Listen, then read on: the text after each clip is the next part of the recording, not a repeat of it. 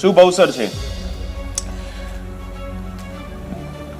કાર્ય વ્યસ્તતાને કારણે DCP Shri zone 5 Ahmedabad શહેર આપણી વચ્ચે ઉપસ્થિત રહી શક્યા નથી, પરંતુ ACP Shri I division Kunal Desai સાહેબ આપણી સમક્ષ હાજર છે। તો અમરાઈવાડી પોલીસ સ્ટેશનના પોલીસ ઇન્સ્પેક્ટર શ્રી ચાવડા સાહેબને હું વિનંતી કરીશ કે સૌપ્રથમ પુષ્પગુચ્છથી આઈ ડિવિઝન શ્રી કુણાલ દેસાઈ સાહેબનું સ્વાગત કરશે। શ્રી ચાવડા સાહેબ।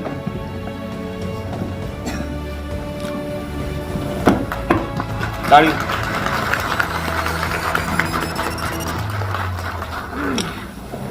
Thank you sir. આ સમગ્ર સફળ કામગીરી અમદાવાદ શહેરના માનનીય police commissioner Shri GS Malik સાહેબ તથા માનનીય joint police commissioner Shri Jaypalsinh Rathod સાહેબના કુશળ માર્ગદર્શન હેઠળ પાર પાડવામાં આવી છે।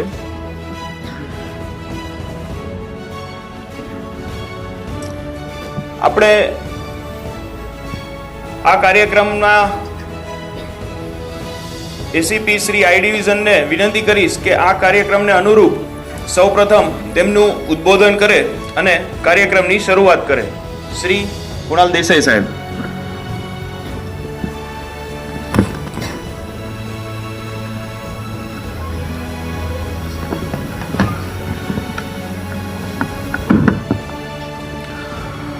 અહીંયા ઉપસ્થિત ઝોન 5 પોલીસ જે ઝોન છે એના 8 પોલીસ સ્ટેશનના વિસ્તારમાંથી આવેલા અલગ અલગ નાગરિકો, અહીંયા અમારા સાથી પીઆઈ શ્રી ચાવડા, પીઆઈ શ્રી સાવલિયા તેમજ લીડર પીએસઆઈ શ્રી ડાભી,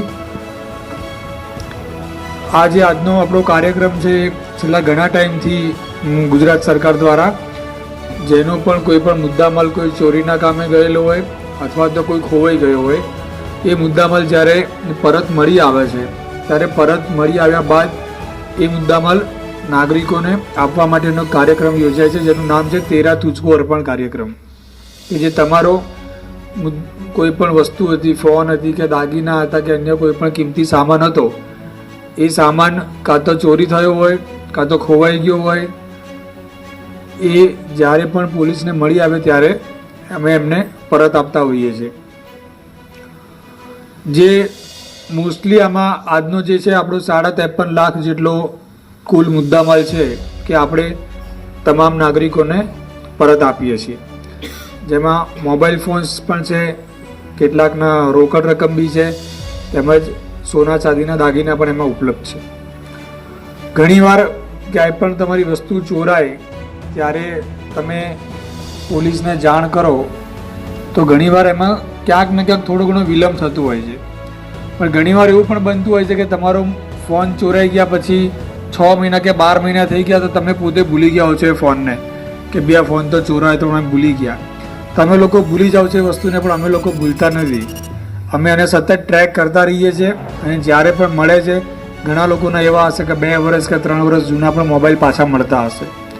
અમે એની પાછળ સતત પ્રયત્નશીલ રહીએ છીએ અને જે અમારા 8 પોલીસ સ્ટેશન છે, 8 પોલીસ સ્ટેશનની અલગ અલગ ટીમો આ વસ્તુ ખાલી અમદાવાદ કે ગુજરાતમાં નહીં, આખા દેશના અલગ અલગ રાજ્યોમાં જ્યાં પણ ફોન મળી આવે છે, યુપી, બિહાર, રાજસ્થાન, એમપી, એ બધા સ્ટેટોમાં જઈને અમે લોકો આ બધા ફોન પાછા રિકવર કરીએ છીએ।